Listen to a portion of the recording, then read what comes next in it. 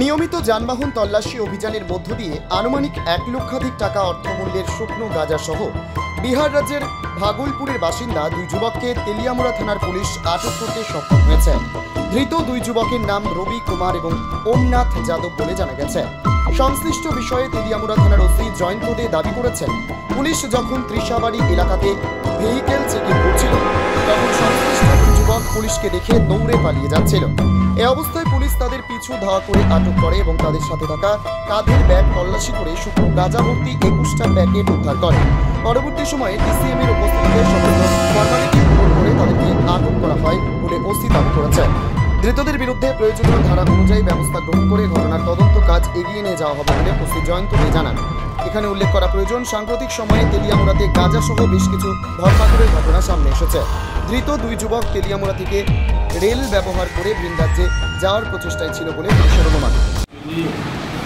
আমাদের দিশা চুমনিতে কালকে vehicle checking ছিল, তো ভেহিকেল চেকিংয়ের সময় হঠাৎ দেখা যায় যে 2-3 জন আননোন পার্সন ওখান থেকে ভেগে যাচ্ছে।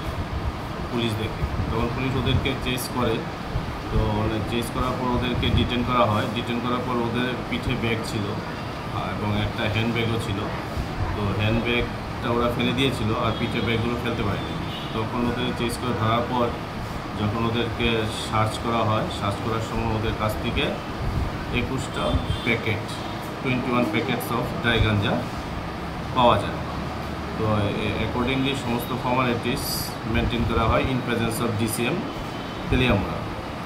তো স্পট ইন্টারোগেশনে জানা যায় যে এই দুটো ছেলের নাম ছিল রবি কুমার এবং ওমনাথ যাদব, যাদের বাড়ি বিহারের ভাগলপুরে, এবং ওরা এখানে প্রাইভেট ভেহিকেলে তেলিয়ামুড়াতে এসেছিল এবং এখান থেকে স্টেশন করে ওরা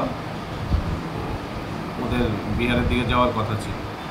তো এদেরকে ডিটেন করা হয়েছে এবং আমাদের ওদের বিরুদ্ধে এনডিপিএস একটি কেস নেওয়া হয়েছে।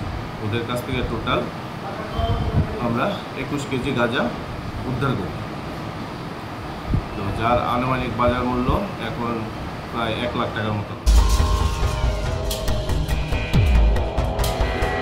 ব্যুরো রিপোর্ট, অমর বার্তা।